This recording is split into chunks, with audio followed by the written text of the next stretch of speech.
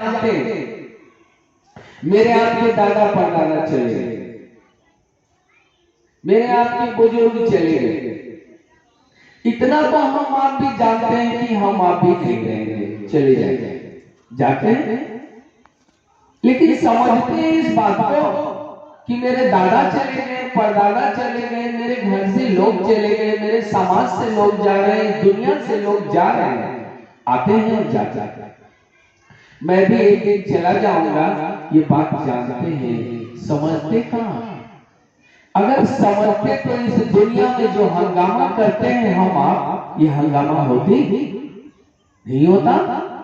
आज हम आप एक एक बिद्दा जमीन के लिए हंगामा करते थे, चंद रुपयों के लिए हंगामा करते, चंद धन संपत्ति के लिए हंगामा करते, ऐसा हंगामा करते, ऐसा हंगामा करते हैं जो हमको आपको बुझाता है कि हम यहाँ रहेंगे, जबकि कहा रहना नहीं, देश बिराना है, यहाँ रहना नहीं, यहाँ रहने की जगह नहीं है, कोई रहा ही नहीं तो हम आप कहां से रहेंगे। तो ये समझ नहीं है हमको, वो जानते हैं हम कि नहीं रहेंगे, ये समझ नहीं। कहा कि उस ईश्वर, उस परमात्मा को, उस शिव को, परमात्मा को ईश्वर कहा जाता, उसी को शिव कहा जाता, उसी को महेश्वर कहा जाता।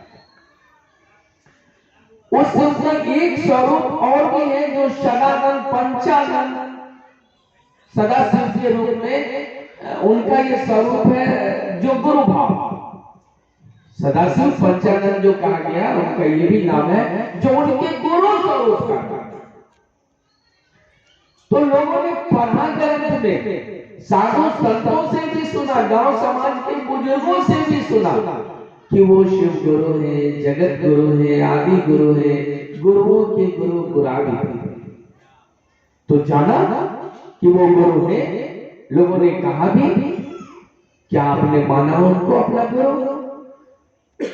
क्या आपने समझा इस बात को कि जिस शिव को ये कहा जाता है कि वो जगत का गुरु है, तो भाई जन्म सिद्ध अधिकार है मेरा आपका ना, इस धरती पर जैसे ही हम पैदा हुए, मेरा सबसे पहला अधिकार होता है उस शिव को अपना गुरु बना लेने का, जिसको जगत का गुरु कहा गया। वो जगत का गुरु है तो जगत में रहने वाले हर आदमी को ये स्वतंत्रता है, ये छूट है कि वो शिव को अपना गुरु बना सकता, चाहे वो किसी जाति का हो, किसी धर्म का हो, किसी संप्रदाय का हो, उसका खान पान रहन सहन चाहे जो भी हो, कोई अंतर नहीं आता।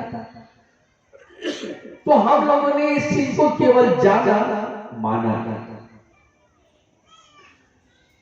अगर मान लिए होते, ढेर सारे शिव के शिष्य हुए, आपके ग्रंथों ने कहा कि 112 116 के लगभग उनके शिष्य हुए, जो पूर्व में गुरुबन आपसे बात किया कि वो शिव के शिष्य मच्छेंद्रनाथ रहे, गोरक्षनाथ के जो गुरु मच्छेंद्रनाथ थे वो मच्छेंद्रनाथ रहे, बाबा कीनाराम रहे, दधीची रहे, और बृहस्पति जो देवताओं के गुरु है वो बृहस्पति, ये सारे शिव के शिष्य हैं। लेकिन किसी ने नहीं कहा कि शिव मेरे गुरु हैं, आपके भी गुरु हो सकते हैं। शिव को गुरु बनाए हो और खुद गुरु का काम किया, स्थिति क्या होगी एक बात जान जाएगी आप। ये शिव गुरु की बात आखिर चली क्यों? जबकि शिव गुरु तब से है जब से दुनिया बनी नहीं थी, कुछ नहीं था। शिव है तो वो गुरु है, अगर सृष्टि ईश्वर है तो गुरु है, सृष्टि करने की क्षमता है उसमें, वो सृष्टि करता है तो गुरु तो होना ही होना होगा, क्योंकि कुछ भी करने के लिए तो इच्छा ज्ञान क्रिया, वो परमात्मा, वो ईश्वर, वो शिव जब जीव बनता है तो इसी तीन चीज को धारित करता है, इच्छा ज्ञान क्रिया के तहत ही शिव जीव बनता है। तो वो ईश्वर शिव से जीव बना लिया, बनाएगा कि ईश्वर से जीव बना, तो वो ईश्वर जीव बना, तो उसमें ज्ञान तो है, ज्ञान की क्रिया तो है, ज्ञान तो वो गुरु है। लेकिन हम लोगों ने इस चीज को माना नहीं, जाना। लोग उनके शिष्य हुए, धरती पर अनुपम ख्याति प्राप्त किया। दधीची के बारे में कहा जाता है कि जब सूर असुर की लड़ाई हुई थी, यानी दानव और देवता में, राक्षस और देवता में जब लड़ाई हुई थी, तो दधीचि अपने शरीर का एक एक हड्डी दान किया था, जो देवता को दिया था अस्त्र बनाने के लिए महादेव ने। देखिए महादेव के ऐसे ऐसे शिष्य हुए। मच्छिंद्र नाथ के बारे में कहा गया कि सूर्य के लाली को पकड़ के सुगंधित सोना बनाते थे, और उनको एक मालिक थी जाकी, जो फूल तोड़ के रोज मच्छिंद्र नाथ को देती थी पूजा करने के लिए। तो सूर्य की लाली को पकड़ के नर्मदा के आंचल में, वो मालिक नाम उसका नर्मदा था, नर्मदा के आंचल में डालते थे और वो सुगंधित सोना होता था। महादेव का चेला थे। अगस्त्य मुनि एक गिलहरी के कारण पूरे समुद्र को चुल्लू में समेट के पी गया, महादेव का चेला। लेकिन किसी ने कहा नहीं कि शिव मेरे गुरु हैं, आपके गुरु हो सकते। शिव गुरु की बात क्यों चली?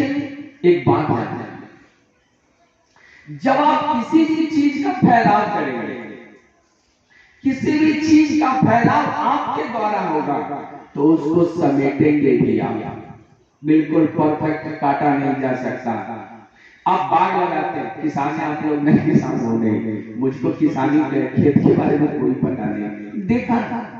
आप खेती करते हैं, आप गेहूं छींट देते हैं, पूरे खेत में गेहूं छींट देते हैं, फिर उसको काटते हैं कि नहीं काटते? काटते हैं, छींटा, फिर समेटते भी हैं। तो उस परमात्मा, उस ईश्वर के दो भाव, एक विग्रह, एक अनुग्रह।